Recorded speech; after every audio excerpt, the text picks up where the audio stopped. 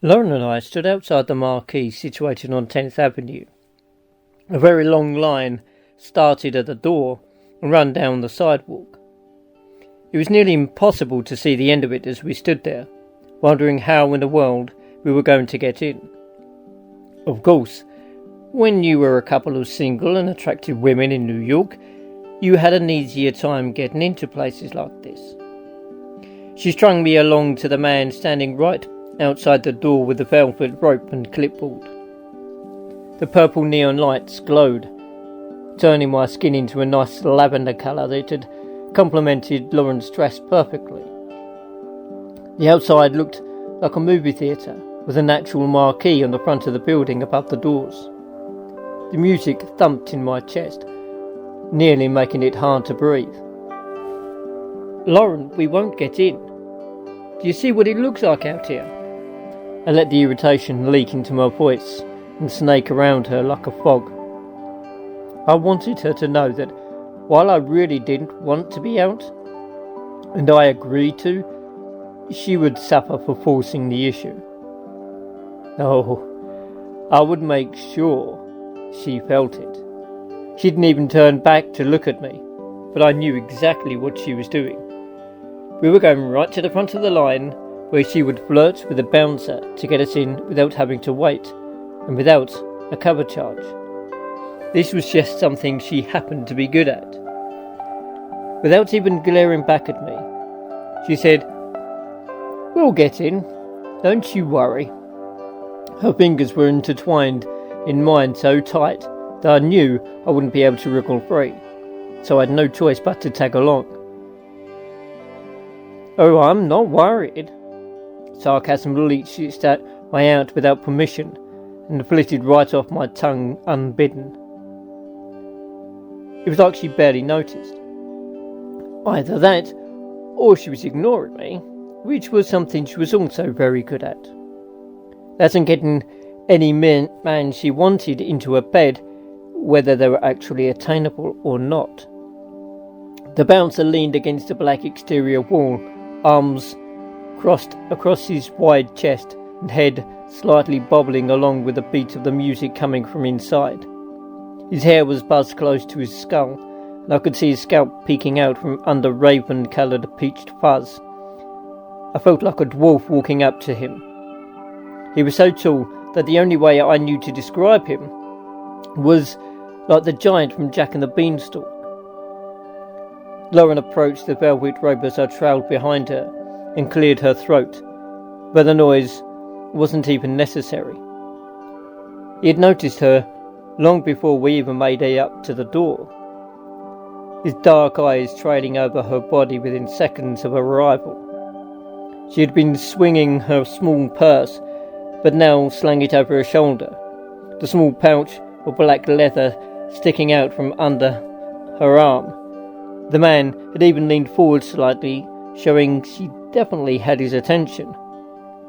Unfolding his arms and letting them fall to his side, with the clipboard still clasped in his large hand. Lauren was practically dressed up against the velvet rope when she began to stroke the man's arm, and it twitched underneath his skin like he was trying to keep himself from responding to her touch. Every man responded to her. We both seemed to have that effect, but I only used it on men I knew Hyde would want. This man wasn't it. Not yet anyways, if he ever would be. A good lay, sure, but worth the place in her room? Neither part of me was sure yet. His eyes flitted to her, and then moved to me, focusing like I was the only one there. I tossed a small wave and smile in his direction, and he beamed back. If anyone's going to get us in, it would be me, it looked like. Hyde stirred in that instant. He was a good candidate, but two are in the open. He was the front man out here, and people would notice if he left. I needed someone who wasn't on the job. I could hear Lauren begin to whisper to the man, but couldn't hear any of the words that were spoken. She turned back to me and smiled, and then back to him and began to whisper again. She had noticed that his eyes were on me, and she would use that to her advantage. A slight breeze ruffled my hair as I stood there, watching what I can best describe as nearly turning into smut happening in front of me. Apparently, it wasn't just me he was interested in, and she was going to use that to get in. Oh, what any man would do for a roll in the hay with a beautiful woman. I seemed almost crazy enough to commit murder even. Almost. His arm slid down and he unhooked the rope, barely moving it so we would have to squeeze against him to get through, and the back of his hand would graze in appropriate places. I caught it, but I wasn't sure Lauren had. She was too close to the action to see what was truly going on behind those eyes. I saw hunger, sexual and wicked, peeking out from behind them. It was only too easy for one monster to spot another, but I knew he had spotted the one within me when the sly grin spread over his lips. There was only one difference between the two of us. He was truly a monster, and only part of me was. That morality was what separated us. "Thank you," Lauren murmured as she squeezed between him and the metal stand that the rope was hooked to. She somehow managed to keep at least half an inch between them, not touching him in the slightest. Not even one accidental graze. He then looked at me and a chill ran up my spine. The look was pure animal instinct. I instantly felt like I was in danger and wanted to run. But I wouldn't leave Lauren here alone, and I knew she wouldn't leave. I turned slightly and moved myself through the small space, managing to keep at least an inch between us. Taking in a deep breath, I moved my foot through the space, planting it on the ground next to his. That's when it happened. His foot swept mine slightly, causing me to tumble directly into his chest. My palms were placed on his pecs, where I had reached out to try to break my fall, which he seemed to enjoy. I was pressed against the length of him, and his smile grew even wider, when the look of shock and disgust crossed my face at what I felt next. I pushed away from him in that instant, and moved toward Lauren, who seemed to be sporting the same expression I was. She even felt the need to say something. "Well, that was crossing the line." "We'll be talking to your boss." She turned away with a flip of her hair for drama and marched into the club, aggressively praying the doors open with emphasis. I barely heard anything the man yelled as we passed through the threshold, the music pounding around us like waves. I knew this bit. We weren't going to be talking to anyone. This was just a way to get past the cover charge if there was a band or specific DJ playing that night. Luckily enough, no DJ and no band. Just the music and the pumping bass that surrounded us, and beating my eardrums into a pulp as we stood there. Purple, green and blue lights flashed in all directions, and a large disco ball dangled in the centre of the ceiling, reflecting the shining lights over the large dance floor, each landing a cascade of different colours.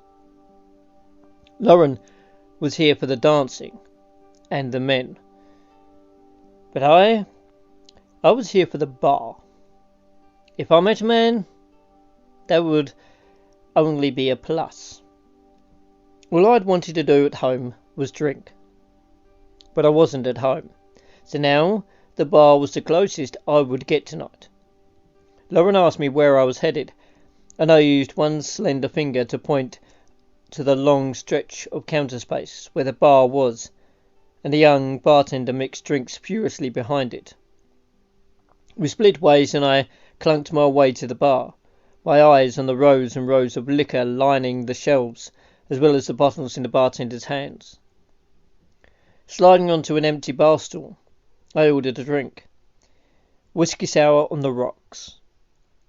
One of the few drinks I actually preferred. I was always made fun of because it was more of a man's drink, people said, than anything. But I liked what I liked. If it wasn't wine, it was a whiskey sour.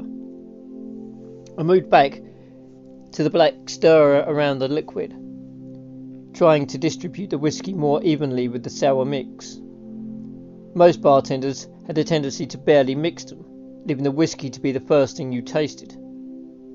I took a sip of the liquor and was in heaven. The whiskey wasn't overpowering, and neither was the sour mix. The cherry at the bottom of the drink would soak up the alcohol, so I had a nice little surprise at the end. The sweet burn of the liquor, along with the tang of the citric acid, was what I looked for in this drink, and it was a delightful combination. Poking the stir around in the glass, I felt it squish into the cherry. Out of the corner of my eye, I couldn't help but notice someone staring. I had an audience, and as I turned to look back, I could see a menagerie of men looking in my direction. But my eye only caught one. He was tall, broad-chested, and had penetrating blue eyes. His brown hair was cut short and was slightly spiked, but not in a way that made him look like a douchebag. His jeans hung low on his waist, and the green t-shirt he wore really offset his eyes, making them shine from a distance, even with the fantastic lights around us. Not wanting to be too obvious that I'd spotted him, I turned back to the bar and took another sip of my drink, resisting the urge to guzzle it down in one gulp. The burn from the whiskey on its way down had me letting out a content sigh and waiting for him to come my way. I never went running to them, because I never had to. I crossed my leg and took another sip. And that's when I heard a voice sound over the blaring music. I recognised the song as one by Framing Hanley, talking about lollipops and shorties at the club. But the voice, no matter how good that song was, drowned it all out. It was deep and rough, just like I knew the slight stubble on his jaw would be. It added a hint of danger that caused Hyde to react inside me, the warmth beginning in the pit of my stomach and spreading slowly, but I swallowed it down. There was no place in public for Hyde, not even in a place like this. Dance clubs and bars were a haven for roughnecks usually, but not any of the female persuasion that had a tendency to go homicidal. "Hi, are you alone?" The cheesiest way to ask if someone was indeed somewhere alone. Either that or the best way to tell you had a stalker on your hands. I looked at him and met his eyes. Definitely not a stalker. He had a wide smile on his face that bled sex, and my own body responded in ways that should not happen in public. The heat began to move through me again, and I knew this was a man that I would be taking home with me. Not just for me, but for Hyde. And it was a damn shame. "I guess you could say that," I said, as I took a glance toward the dance floor. Lauren, as usual, had disappeared into the crowd of grinding bodies, and I knew I wouldn't be seeing her again until the morning, when we would both be at work. I would be getting all the dirty details and forced to give only half of my own. He held his hand out to me and introduced himself as Dax. I took his hand in mine, giving it a little squeeze, and told him my name. If only there was a way to skip over the pleasantries and straight to the fun part. Well, both fun parts. The sex was fun for Hyde and myself, but the rest was only for her. If I could avoid being present for the initial kill, I would be more than okay with that. But it never worked out that way. The only time I blacked out was during the disposal of the body. Hyde usually only left me with some blood to clean up and a heart to put in my freezer. It was really too bad she would be tearing that smooth skin apart in my room of death, perfectly hidden within the walls of my apartment. We ended up talking for only a few minutes, but my body yearned for more than just a great conversation, and I wanted to move this along. I let my fingers graze his hand softly, and his eyes never once left mine. A true human connection that made my heart twist with regret that Hyde swiftly overshadowed with her own lust. "You want to get out of here?" I asked. Sure, it may have been brazen, but there was never a point where I wasn't when it came to something I wanted. It was part of me Hyde showed me that I knew I couldn't hide anymore. And the funny thing is, I didn't want to. He nodded, the smile spreading even wider over his kissable lips, as I took his hand and led him back into the dark outdoors and into fate.